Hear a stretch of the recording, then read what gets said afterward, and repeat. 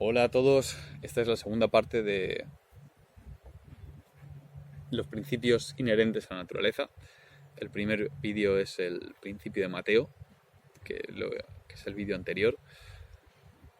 Y al final del vídeo comentaba que el principio de Mateo, lejos de ser una opresión del sistema o algo similar, es la forma en la que se ha desarrollado las cosas. Y es así porque es la única forma en la que se pueden haber desarrollado, o es la forma más lógica en la que se pueden haber desarrollado las cosas. Entonces, eso es básicamente una apelación a la navaja de Occam, o el principio de simplicidad de los argumentos.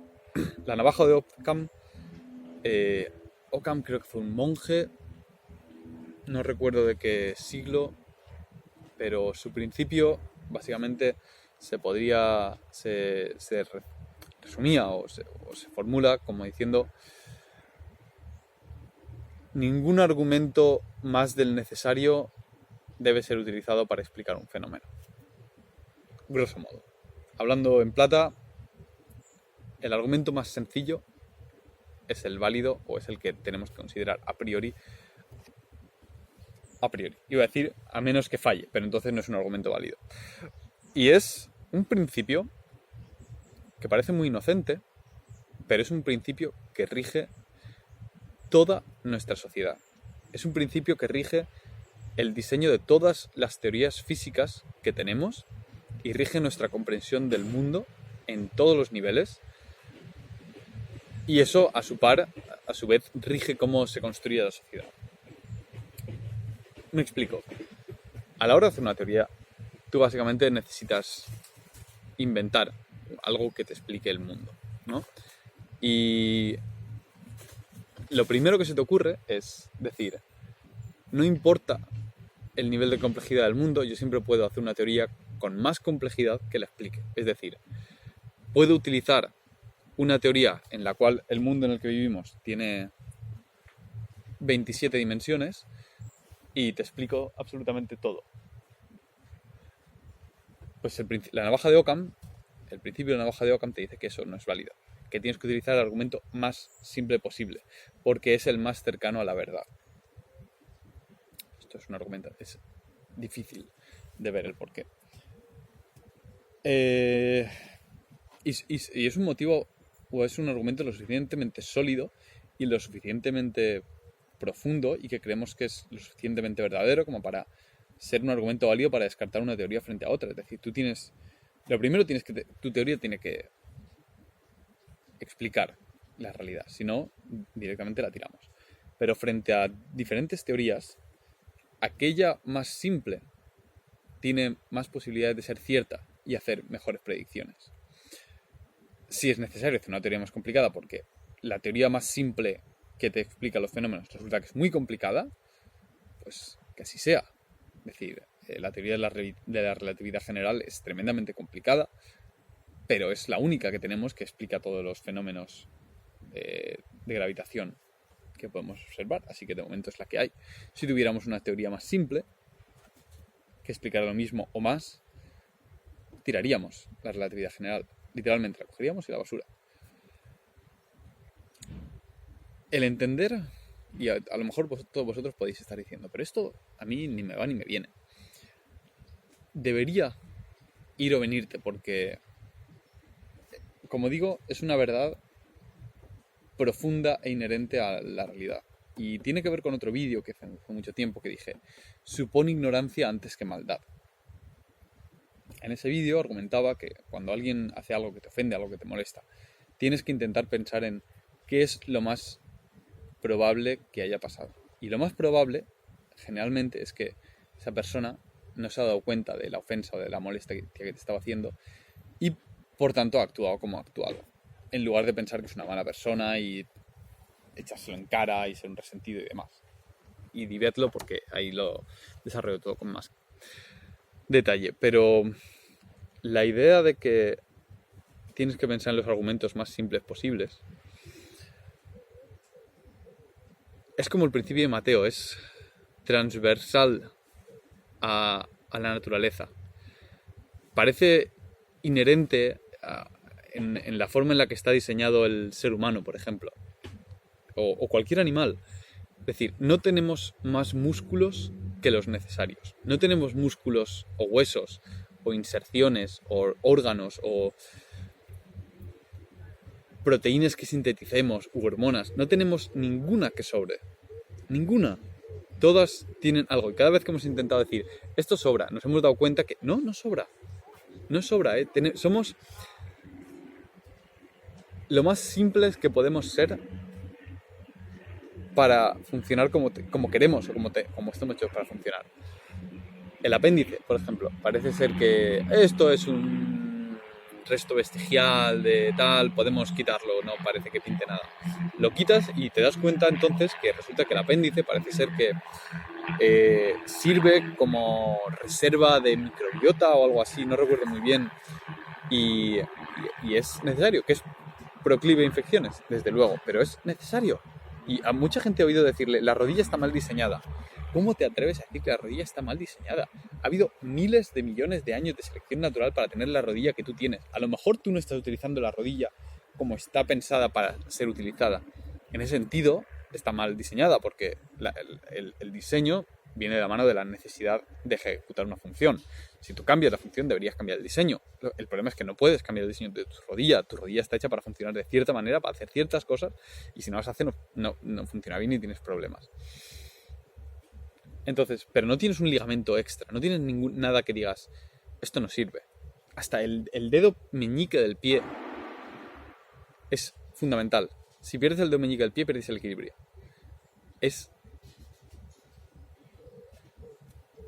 Todo lo que tenemos es por algo. Y en la naturaleza nada sobra. Nada sobra. Cada vez que decimos, esta proteína parece que no pinta nada, no es cierto. La quitas y de repente empiezan a aparecer, yo que sé, eczemas en la piel o de repente el sistema inmune se vuelve loco y dices, uy, pues a lo mejor sirvió para algo. Un ejemplo muy típico que no está resuelto es a la hora de identificar el ADN, se identifica algo así como que el 30 o el 40 del ADN es ADN útil y el resto es ADN basura, que lo llaman. Que son vestigios, que no está activo, que no sé qué. ¿Cómo te atreves a decir que el 70% del ADN es basura? Si está ahí, tiene una función. Tenlo por seguro. Si no, se habría desechado. ¿Por qué? Pues un ejemplo muy claro es un ejemplo de los músculos, ¿no? Si tú tuvieras un músculo innecesario, ese músculo consume energía. Entonces no solamente es que esté ahí y sea innecesario y no haga nada, es que te impone una dificultad a la hora de sobrevivir. Y esa dificultad va a hacer que tengas menos probabilidad de reproducirte y de crecer y de procrear y demás. Entonces, eso, integrado a lo largo de miles de millones de años, se traduce en que aquellas personas que dejaron de tener esos músculos innecesarios han sido mucho más eficientes a la hora de sobrevivir y que por tanto han sobrevivido más. Y eso, repetido durante miles de millones de generaciones, ha desembocado en que ese músculo desaparezca. Y así con absolutamente todas las estructuras que te puedas imaginar. Y estructuras no solo a nivel... Uy, vaya, viene una bici viejuna por ahí. Estructuras no solamente a nivel fisiológico, sino a nivel estructuras mentales con las cuales interpretamos el mundo, funcionan así. Es decir, tenemos las estructuras más simples, las estructuras mentales más simples que son capaces de entender el mundo. Y parece ser que el mundo, a su vez, funciona con los mecanismos más simples necesarios para que el mundo funcione.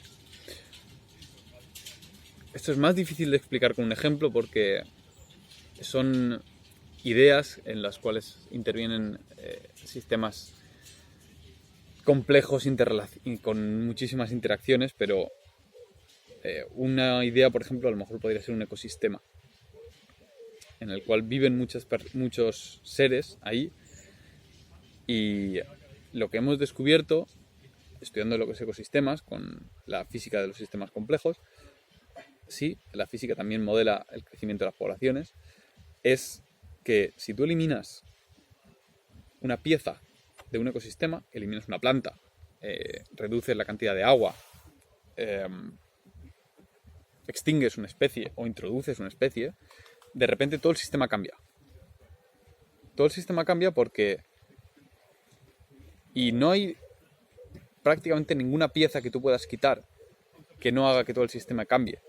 Porque si hay alguna pieza que pudieras quitar y que no hiciese que hiciese que el sistema no cambiara, por simple, como decía con el principio de Mateo, por simple lógica, habría desaparecido ya porque no tiene ninguna función. Y si algo existe y no tiene ninguna función, entorpece, en general, como principio básico. Y eso dificulta el crecimiento. Entonces, esos sistemas que tenían elementos añadidos que no eran necesarios, han tenido un impedimento para el desarrollo. Y eso a lo mejor, si tú pones los sistemas desde cero, parece que no afecta a nada, pero a la gran escala, que es con lo que vivimos ahora, la sociedad que tenemos hoy en día es el resultado de miles de millones de años de evolución, ha afectado. Entonces, cuando desarrollamos una teoría física, hay que intentar buscar las mínimas premisas que hacen que algo se cumpla. Y esto se establece a nivel matemático como axiomas. Es decir, los axiomas son como las unidades mínimas de verdad que tenemos que asumir que son ciertas para que todo lo demás siga.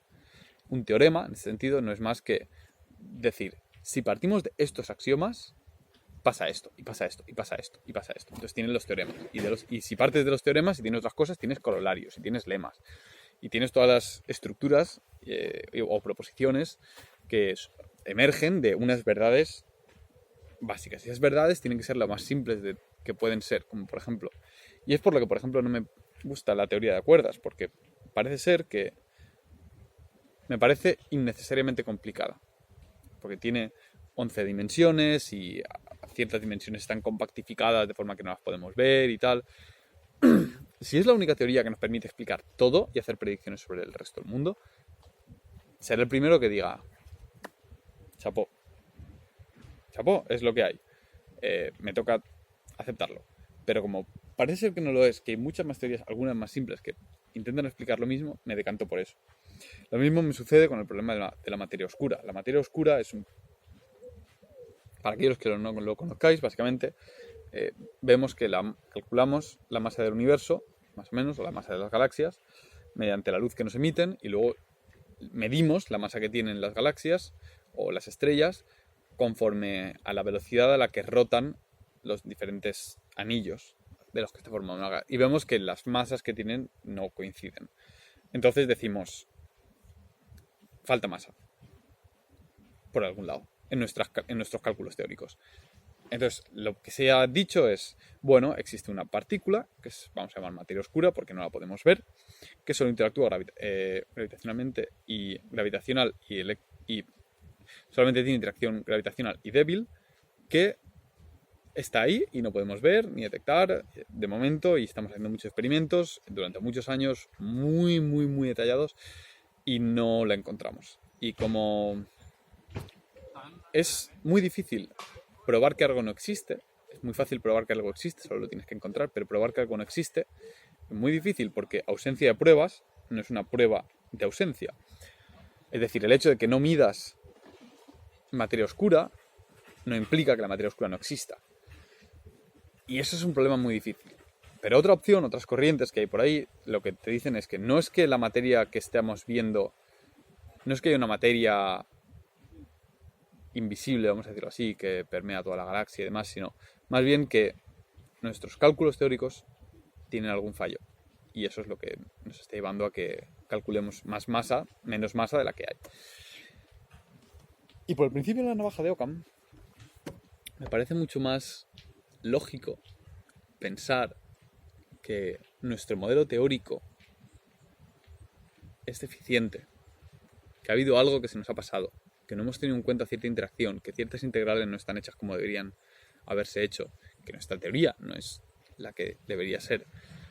Me parece mucho más lógico errar del lado de los humanos y de nuestra comprensión del mundo que intentar buscar elementos en el mundo que no observamos y que sobre todo viendo la insistencia con la que los hemos buscado y viendo que no hay ni rastro de ellas. En caso de que se descubriese la materia oscura, yo soy el primero en decir, bueno, pues ya está, se ha medido, punto pelota, estupendo. Que es el caso que ha sucedido en otros ámbitos de la física, en el cual ha habido unas predicciones teóricas, luego se ha buscado y se ha dicho, bueno, pues esta predicción teórica solamente funciona si existe esta partícula.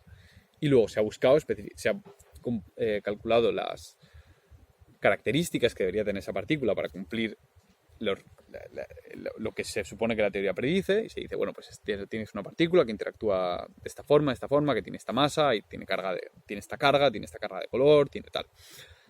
Y se ha buscado en esos rangos y se ha encontrado. Y hemos dicho, estupendo, es una de las pruebas que las teorías físicas son capaces de predecir incluso cosas que no hemos medido. Y es un momento a celebrar por la capacidad de comprensión del ser humano del mundo que nos rodea.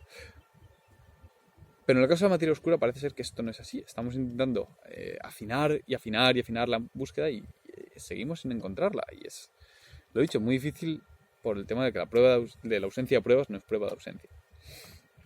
Entonces, por ese sentido, la navaja de Occam en estos ejemplos es ejemplos por los cuales se guía todo el desarrollo científico. Todo.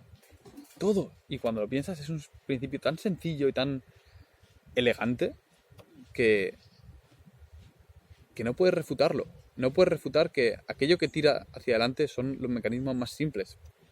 Más que nada porque mayor complejidad va a requerir problemas. Es como tener un Porsche para ir por la ciudad.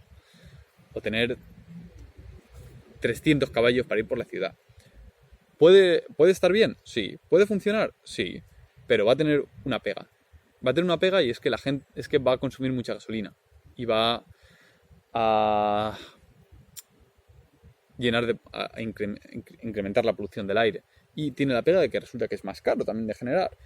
Entonces la gente de la ciudad empezará a decir, sí que podría tener un Porsche y estaría bien, pero lo cierto es que no lo voy a poder usar. Y me va a repercutir luego en el bolsillo, luego mi seguro va a ser más caro, luego voy a tener que pagar más gasolina, si se me pasa si se raya un poquito, luego voy a tener que repararlo y me va a costar un ojo de la cara. Y entonces al final deciden comprarse un Mini o un Smart. Y cuando lo multiplicas a lo largo de toda la población, pues te das cuenta de que lo que domina en una ciudad son coches viejos, pequeños, baratos y motos. Y tiene sentido. Y es un ejemplo de cómo algo que a priori tú puedes pensar que funciona, porque dices, bueno, pero es que el Porsche funciona igual, pero tiene más cosas. ¿Cómo tiene un precio? Siempre tiene un precio. La complejidad tiene un precio. Y ese precio es una barrera al desarrollo. Entonces, a la hora de interpretar el mundo que hay a tu alrededor, a la hora de... Entonces, entender este principio y saber cuán inherente es a la naturaleza en sí, te puede ser de utilidad para entender o leer desde una perspectiva diferente de tu vida. Y decir, a la hora de leer a la gente y sus motivaciones, a la hora de cometer acciones que a lo mejor te han molestado o que te han favorecido, o que te han surgido oportunidades o que le han surgido a otros, sino a ti, en lugar de convertirte en una persona resentida que piensa que ha sido por maldad o por historias súper complicadas, ¿no? El ejemplo más claro que veo es cuando hay problemas personales entre una pareja, siempre uno intenta buscar las historias más retorcidas y mucha gente se las acaba creyendo, ¿no? De decir, bueno, es que esta persona seguro que se estaba viendo con otra persona mientras salía conmigo y luego hizo esto para joderme y que yo fuera el que le tuviese que dejar porque la otra persona no tenía el valor de decírmelo y entonces así poder irse con la otra persona con la que ya se estaba acostando. E historias así, que a veces son ciertas, pero la mayoría de las veces no. La mayoría de las veces a lo mejor la lectura más fácil es la otra persona se ha desenamorado de ti y ha decidido que quería romper. Y ya está. Lo que pasa es que a veces el modelo más simple es más difícil de tragar que uno más complejo, porque a veces inventamos esta complejidad extrema para quitar responsabilidad de nuestros hombros y no intentar ver lo que parece ser que es. Y cegarse voluntariamente a la verdad es un problema porque te impide actuar conforme a la verdad. y eso te impide a la par interpretar el mundo de la forma más verdadera posible y que va a tener el mejor resultado posible. Porque si tú te inventas toda esta historia, por ejemplo, a lo mejor te puedes quitar de encima la culpa de haber roto con la otra persona y puedes pensar que tú eres una persona maravillosa y que la otra persona era malévola y ha hecho todo esto para joderte y te ha engañado y te ha estado tomando el pelo todo este tiempo y que por tanto lo has dejado y has tomado una buena decisión. Mientras que si piensas en que a lo mejor esta persona simplemente te ha dejado o habéis roto la relación simplemente porque se ha acabado el amor, en parte puedes pensar que es culpa tuya. Y en parte puedes entender que no, o ni siquiera es culpa tuya, te hace entender que a veces las cosas pasan, suceden, porque el mundo es así y porque no tienes control, ni tienes que intentar tener control sobre otra persona. A veces simplemente las cosas pasan y a lo mejor la otra persona ha dejado de tener interés en ti y eso es duro, es más duro que es más duro asumir que la otra persona ha dejado de tener interés en ti que asumir que pensar que la otra persona es una persona malvada y que te ha tomado el pelo y que por tanto allá ella o allá él con su vida. O a lo mejor la explicación más simple es que no estabas siendo una pareja tan buena como tú pensabas. A lo mejor has eludido responsabilidad y has dejado pasar el tiempo y has dejado que el confort se instalara en tu vida y has dejado de hacer viajes juntos, habéis dejado de decir una mañana de domingo, vamos a tomarnos un café a la esquina, y habéis entrado en la rutina, y a lo mejor es parte culpa tuya, y a lo mejor esa es la explicación más sencilla, y a lo mejor no la quieres ver, porque implica pensar que el hecho de que alguien que valorabas mucho en tu vida ha perdido el interés en ti, es culpa tuya. Y lo mismo pasa con el trabajo. A lo mejor, en lugar de pensar que esa persona que ha conseguido el puesto y tú no, a lo mejor, en lugar de pensar que esa persona ha trabajado mucho y se lo merece, y a lo mejor de verdad ha tenido suerte y ha estado en el sitio adecuado en el momento adecuado. A lo mejor, en lugar de pensar eso, pensamos que es un lameculos, capullo, que ha intentado camelarse al jefe y intentar ascender siendo un trepa y chafando a todos los demás. Que hay gente que es así, no lo niego, y es duro, y hay que lidiar con ellos, pero antes de emitir ese juicio, piensa qué es lo que es más probable que suceda. Y lo que es más probable que suceda, la mayoría de veces es lo más simple. Y entenderlo. Hola a todos, esta es la segunda parte de los principios inherentes a la naturaleza. El primer vídeo es el principio de Mateo, que es el vídeo anterior. Y al final del vídeo comentaba que el principio de Mateo, lejos de ser una opresión del sistema o algo similar, es la forma en la que se ha desarrollado las cosas, y es así porque es la única forma en la que se pueden haber desarrollado, o es la forma más lógica en la que se pueden haber desarrollado las cosas. Entonces, eso es básicamente una apelación a la navaja de Occam, o el principio de simplicidad de los argumentos. La navaja de Occam, Occam creo que fue un monje, no recuerdo de qué siglo, pero su principio básicamente se resumía o se formula como diciendo: ningún argumento más del necesario debe ser utilizado para explicar un fenómeno. Grosso modo. Hablando en plata, el argumento más sencillo es el válido, o es el que tenemos que considerar a priori. Iba a decir a menos que falle, pero entonces no es un argumento válido.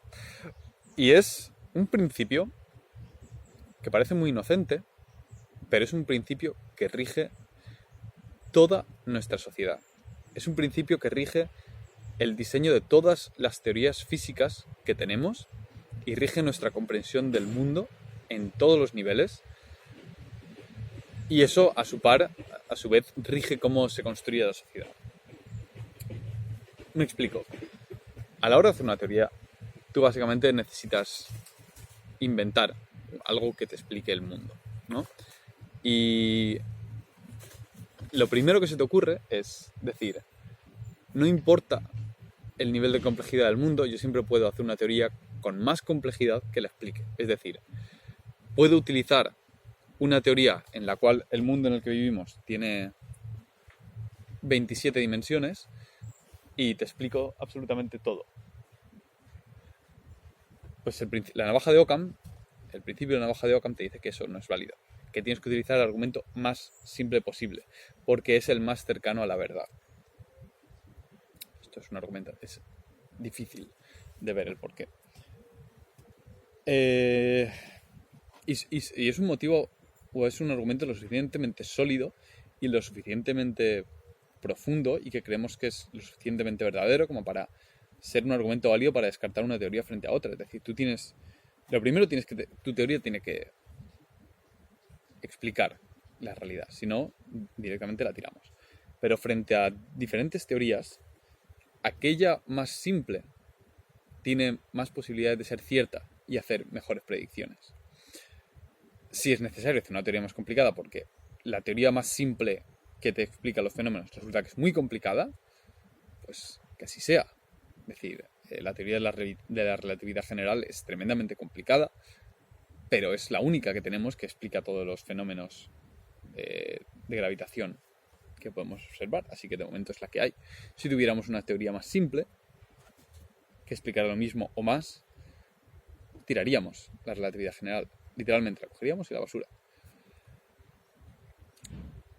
El entender, y a lo mejor vosotros podéis estar diciendo, pero esto a mí ni me va ni me viene.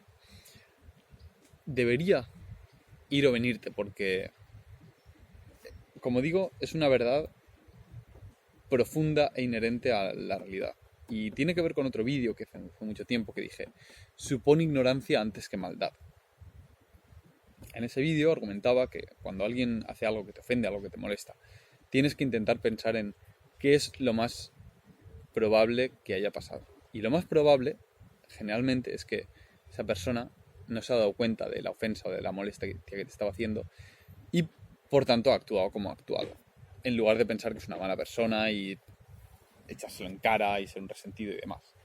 Y divételo porque ahí lo desarrollo todo con más detalle. Pero la idea de que tienes que pensar en los argumentos más simples posibles es como el principio de Mateo, es transversal a la naturaleza. Parece inherente en la forma en la que está diseñado el ser humano, por ejemplo, o cualquier animal. Es decir, no tenemos más músculos que los necesarios. No tenemos músculos o huesos o inserciones o órganos o proteínas que sinteticemos u hormonas. No tenemos ninguna que sobre. Ninguna. Todas tienen algo. Y cada vez que hemos intentado decir, esto sobra, nos hemos dado cuenta que no sobra. No sobra, ¿eh? Somos lo más simples que podemos ser para funcionar como queremos o como estamos hechos para funcionar. El apéndice, por ejemplo, parece ser que esto es un resto vestigial de tal, podemos quitarlo, no parece que pinte nada. Lo quitas y te das cuenta entonces que resulta que el apéndice parece ser que sirve como reserva de microbiota o algo así, no recuerdo muy bien, y es necesario, que es proclive a infecciones, desde luego, pero es necesario. Y a mucha gente he oído decirle, la rodilla está mal diseñada. ¿Cómo te atreves a decir que la rodilla está mal diseñada? Ha habido miles de millones de años de selección natural para tener la rodilla que tú tienes. A lo mejor tú no estás utilizando la rodilla como está pensada para ser utilizada. En ese sentido, está mal diseñada porque el diseño viene de la mano de la necesidad de ejecutar una función. Si tú cambias la función, deberías cambiar el diseño.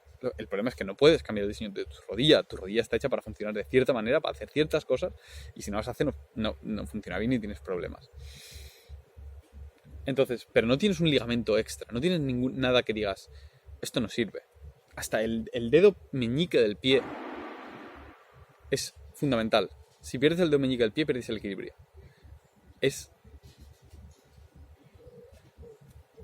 Todo lo que tenemos es por algo. Y en la naturaleza nada sobra.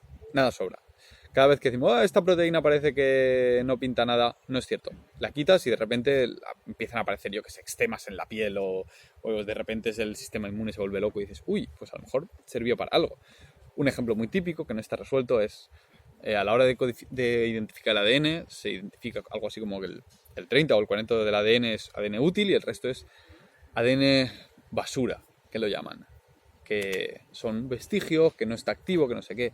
¿Cómo te atreves a decir que el 70% del ADN es basura? Si está ahí, tiene una función. Tenlo por seguro. Si no, se habría desechado. ¿Por qué? Pues un ejemplo muy claro es un ejemplo de los músculos, ¿no? Si tú tuvieras un músculo innecesario, ese músculo consume energía.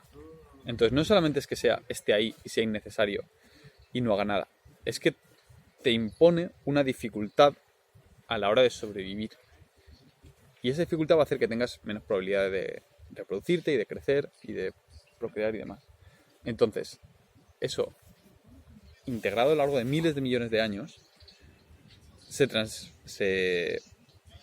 traduce en que aquellas personas que dejaron de tener esos músculos innecesarios han sido mucho más eficientes a la hora de sobrevivir y que por tanto han sobrevivido más. Y eso, repetido entre miles y millones de generaciones, ha desembocado en que ese músculo desaparezca. Y así con absolutamente todas las estructuras que te puedas imaginar. Y estructuras no solo a nivel... Uy, vaya, viene una bici viejuna por ahí. Estructuras no solamente a nivel fisiológico, sino a nivel estructuras mentales con las cuales interpretamos el mundo, funcionan así. Es decir, tenemos las estructuras más simples, las estructuras mentales más simples que son capaces de entender el mundo. Y parece ser que el mundo, a su vez, funciona con los mecanismos más simples necesarios para que el mundo funcione. Esto es más difícil de explicar con un ejemplo porque son ideas en las cuales intervienen sistemas complejos con muchísimas interacciones, pero una idea, por ejemplo, a lo mejor podría ser un ecosistema en el cual viven muchos seres ahí, y lo que hemos descubierto estudiando lo que es ecosistemas con la física de los sistemas complejos, sí, la física también modela el crecimiento de las poblaciones, es que si tú eliminas una pieza de un ecosistema, eliminas una planta, reduces la cantidad de agua, extingues una especie o introduces una especie, de repente todo el sistema cambia. Todo el sistema cambia porque... Y no hay prácticamente ninguna pieza que tú puedas quitar que no haga que todo el sistema cambie. Porque si hay alguna pieza que pudieras quitar que no hiciese que hiciese que el sistema no cambiara, por simple, como decía con el principio de Mateo, por simple lógica, habría desaparecido ya porque no tiene ninguna función. Y si algo existe y no tiene ninguna función, entorpece, en general, como principio básico. Y eso dificulta el crecimiento. Entonces, esos sistemas que tenían elementos añadidos que no eran necesarios han tenido un impedimento para el desarrollo. Y eso a lo mejor, si tú pones los sistemas desde cero, parece que no afecta a nada, pero a la gran escala, que es con lo que vivimos ahora, la sociedad que tenemos hoy en día es el resultado de miles de millones de años de evolución, ha afectado. Entonces, cuando desarrollamos una teoría física, hay que intentar buscar las mínimas premisas que hacen que algo se cumpla. Y esto se establece a nivel matemático como axiomas. Es decir, los axiomas son como las unidades mínimas de verdad que tenemos que asumir que son ciertas para que todo lo demás siga. Un teorema, en ese sentido, no es más que decir, si partimos de estos axiomas, pasa esto, y pasa esto, y pasa esto, y pasa esto. Entonces tienes los teoremas. Y si partes de los teoremas y tienes otras cosas, tienes corolarios, y tienes lemas. Y tienes todas las estructuras o proposiciones que emergen de unas verdades básicas. Y esas verdades tienen que ser lo más simples que pueden ser, como por ejemplo... Y es por lo que, por ejemplo, no me gusta la teoría de cuerdas, porque parece ser que me parece innecesariamente complicada, porque tiene 11 dimensiones y ciertas dimensiones están compactificadas de forma que no las podemos ver y tal. Si es la única teoría que nos permite explicar todo y hacer predicciones sobre el resto del mundo, seré el primero que diga chapó. Chapó, es lo que hay. Me toca aceptarlo.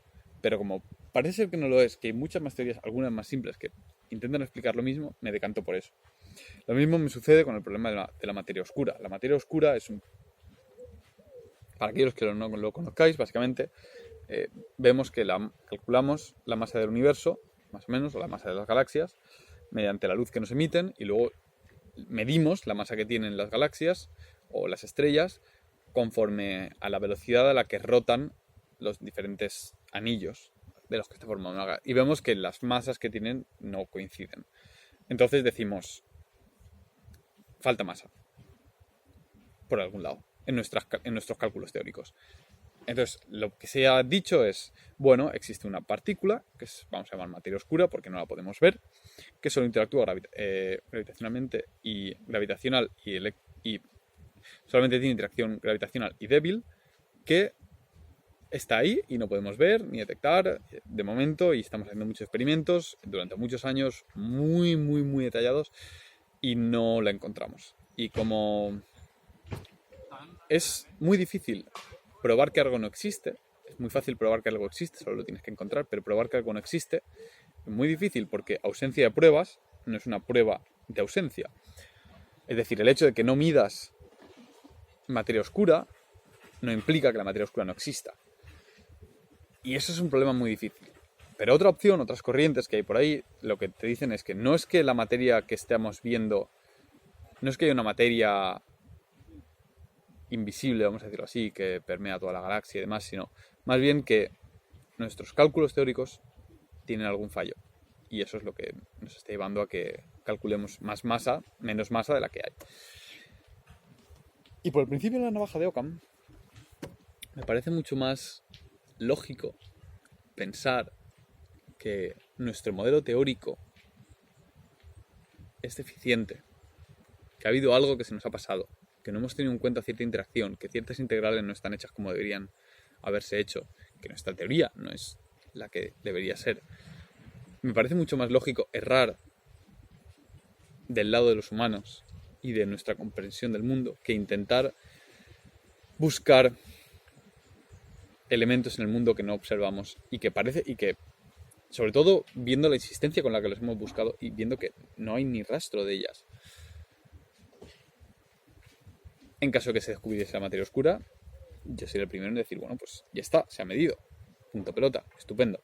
Que es el caso que ha sucedido en otros ámbitos de la física, en el cual ha habido unas predicciones teóricas, luego se ha buscado y se ha dicho, bueno, pues esta predicción teórica solamente funciona si existe esta partícula. Y luego se ha buscado, se ha calculado las características que debería tener esa partícula para cumplir lo que se supone que la teoría predice, y se dice, bueno, pues tienes una partícula que interactúa de esta forma, que tiene esta masa, y tiene esta carga de color, tiene tal. Y se ha buscado en esos rangos y se ha encontrado. Y hemos dicho, estupendo, es una de las pruebas que las teorías físicas son capaces de predecir incluso cosas que no hemos medido. Y es un momento a celebrar por la capacidad de comprensión del ser humano del mundo que nos rodea. Pero en el caso de la materia oscura parece ser que esto no es así. Estamos intentando afinar la búsqueda y seguimos sin encontrarla. Y es, lo he dicho, muy difícil por el tema de que la prueba de la ausencia de pruebas no es prueba de ausencia. Entonces, por ese sentido, la navaja de Occam en estos ejemplos es ejemplos por los cuales se guía todo el desarrollo científico. Todo. Y cuando lo piensas es un principio tan sencillo y tan elegante que no puedes refutarlo. No puedes refutar que aquello que tira hacia adelante son los mecanismos más simples. Más que nada porque mayor complejidad va a requerir problemas. Es como tener un Porsche para ir por la ciudad. O tener 300 caballos para ir por la ciudad. ¿Puede estar bien? Sí. ¿Puede funcionar? Sí. Pero va a tener una pega. Va a tener una pega y es que la gente es que va a consumir mucha gasolina. Y va a incrementar la polución del aire. Y tiene la pega de que resulta que es más caro también de generar. Entonces la gente de la ciudad empezará a decir, sí que podría tener un Porsche y estaría bien, pero lo cierto es que no lo voy a poder usar. Y me va a repercutir luego en el bolsillo, luego mi seguro va a ser más caro, luego voy a tener que pagar más gasolina, si se me pasa si se raya un poquito, luego voy a tener que repararlo y me va a costar un ojo de la cara. Y entonces al final deciden comprarse un Mini o un Smart. Y cuando lo multiplicas a lo largo de toda la población, pues te das cuenta de que lo que domina en una ciudad son coches viejos, pequeños, baratos y motos. Y tiene sentido. Y es un ejemplo de cómo algo que a priori tú puedes pensar que funciona, porque dices, bueno, pero es que el Porsche funciona igual, pero tiene más cosas. ¿Cómo tiene un precio? Siempre tiene un precio. La complejidad tiene un precio. Y ese precio es una barrera al desarrollo. Entonces, a la hora de interpretar el mundo que hay a tu alrededor, a la hora de... Entonces, entender este principio y saber cuán inherente es a la naturaleza en sí, te puede ser de utilidad para entender o leer desde una perspectiva diferente de tu vida. Y decir, a la hora de leer a la gente y sus motivaciones, a la hora de cometer acciones que a lo mejor te han molestado o que te han favorecido, o que te han surgido oportunidades o que le han surgido a otros, sino a ti, en lugar de convertirte en una persona resentida que piensa que ha sido por maldad o por historias súper complicadas, ¿no? El ejemplo más claro que veo es cuando hay problemas personales entre una pareja, siempre uno intenta buscar las historias más retorcidas y mucha gente se las acaba creyendo, ¿no? De decir, bueno, es que esta persona seguro que se estaba viendo con otra persona mientras salía conmigo y luego hizo esto para joderme y que yo fuera el que le tuviese que dejar porque la otra persona no tenía el valor de decírmelo y entonces así poder irse con la otra persona con la que ya se estaba acostando. E historias así, que a veces son ciertas, pero la mayoría de las veces no. La mayoría de las veces a lo mejor la lectura más fácil es la otra persona se ha desenamorado de ti y ha decidido que quería romper. Y ya está. Lo que pasa es que a veces el modelo más simple es más difícil de tragar que uno más complejo, porque a veces inventamos esta complejidad extrema para quitar responsabilidad de nuestros hombros y no intentar ver lo que parece ser que es. Y cegarse voluntariamente a la verdad es un problema porque te impide actuar conforme a la verdad. Y eso te impide a la par interpretar el mundo de la forma más verdadera posible y que va a tener el mejor resultado posible. Porque si tú te inventas toda esta historia, por ejemplo, a lo mejor te puedes quitar de encima la culpa de haber roto con la otra persona y puedes pensar que tú eres una persona maravillosa y que la otra persona era malévola y ha hecho todo esto para joderte y te ha engañado y te ha estado tomando el pelo todo este tiempo y que por tanto lo has dejado y has tomado una buena decisión. Mientras que si piensas en que a lo mejor esta persona simplemente te ha dejado o habéis roto la relación simplemente porque se ha acabado el amor, en parte puedes pensar que es culpa tuya. Y en parte puedes entender que no, o ni siquiera es culpa tuya, te hace entender que a veces las cosas pasan, suceden, porque el mundo es así y porque no tienes control, ni tienes que intentar tener control sobre otra persona. A veces simplemente las cosas pasan y a lo mejor la otra persona ha dejado de tener interés en ti y eso es duro, es más duro que asumir que es más duro asumir que la otra persona ha dejado de tener interés en ti que asumir que pensar que la otra persona es una persona malvada y que te ha tomado el pelo y que por tanto allá ella o allá él con su vida. O a lo mejor la explicación más simple es que no estabas siendo una pareja tan buena como tú pensabas. A lo mejor has eludido responsabilidad y has dejado pasar el tiempo y has dejado que el confort se instalara en tu vida y has dejado de hacer viajes juntos, habéis dejado de decir una mañana de domingo, vamos a tomarnos un café a la esquina, y habéis entrado en la rutina, y a lo mejor es parte culpa tuya, y a lo mejor esa es la explicación más sencilla, y a lo mejor no la quieres ver, porque implica pensar que el hecho de que alguien que valorabas mucho en tu vida ha perdido el interés en ti, es culpa tuya. Y lo mismo pasa con el trabajo. A lo mejor, en lugar de pensar que esa persona que ha conseguido el puesto y tú no, a lo mejor, en lugar de pensar que esa persona ha trabajado mucho y se lo merece, y a lo mejor de verdad ha tenido suerte y ha estado en el sitio adecuado en el momento adecuado. A lo mejor, en lugar de pensar eso, pensamos que es un lameculos, capullo, que ha intentado camelarse al jefe y intentar ascender siendo un trepa y chafando a todos los demás. Que hay gente que es así, no lo niego, y es duro, y hay que lidiar con ellos, pero antes de emitir ese juicio, piensa qué es lo que es más probable que suceda. Y lo que es más probable que suceda, la mayoría de veces es lo más simple. Y entenderlo